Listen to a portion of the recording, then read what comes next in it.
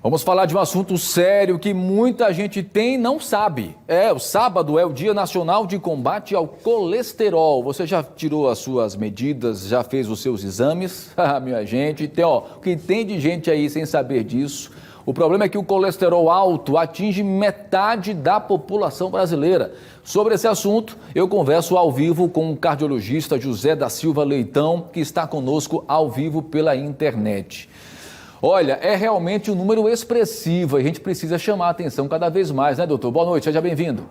Boa noite, Thiago. Queria agradecer a todos os telespectadores do Cidade Alerta.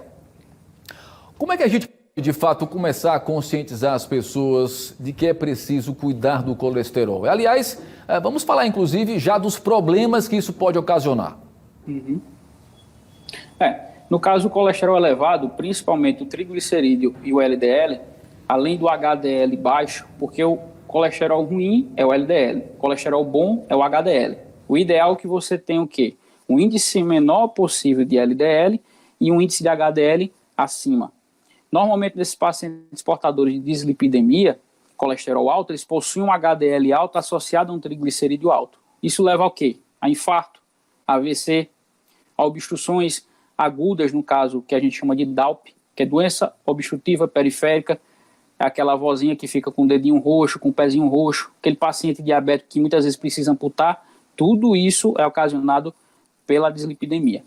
Agora, doutor José Leitão, me fala uma coisa, eu tenho percebido que esse é um problema que atinge também não só aquelas pessoas que estão com obesidade, estão obesas, mas cada vez mais pessoas magras e inclusive crianças têm apresentado aí uma alteração no nível de colesterol. Isso, infelizmente, tem sido mais comum do que se imagina, né? Com certeza. A gente sabe que as causas da doença aterosclerótica e principalmente da dislipidemia é multifatorial. A gente sabe também que a criança que tem hábitos alimentares ruins, a criança que é sedentária, ela leva isso para o resto da vida e pode acarretar, numa vida adulta, trazer todas essas doenças, ou seja, um aumento do risco cardiovascular. Por quê? Porque na infância a criança não se cuidou. E a gente sabe hoje que os alimentos industrializados têm sido consumidos cada dia mais e mais pelos pacientes pediátricos. Isso acarreta consequências graves ao longo da vida.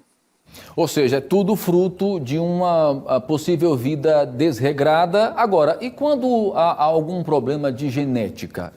A genética, nesse caso especificamente, tem um papel preponderante? Com certeza.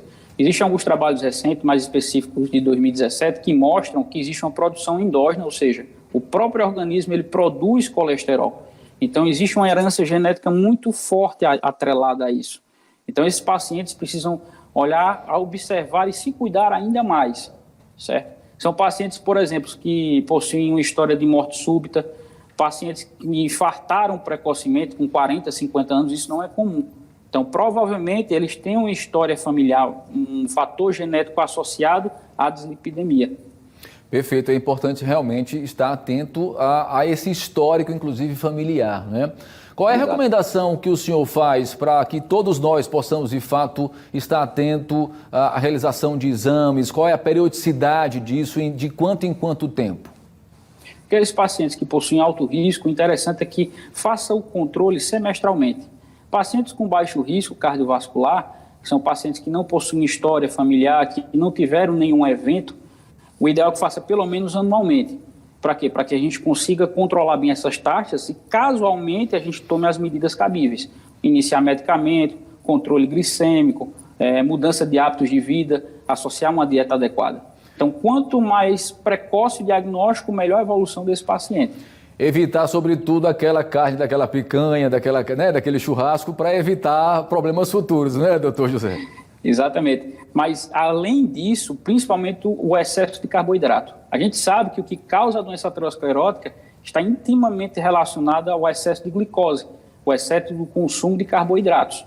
No caso, pão em excesso, arroz em excesso, tudo isso é até mais importante do que o consumo de gordura.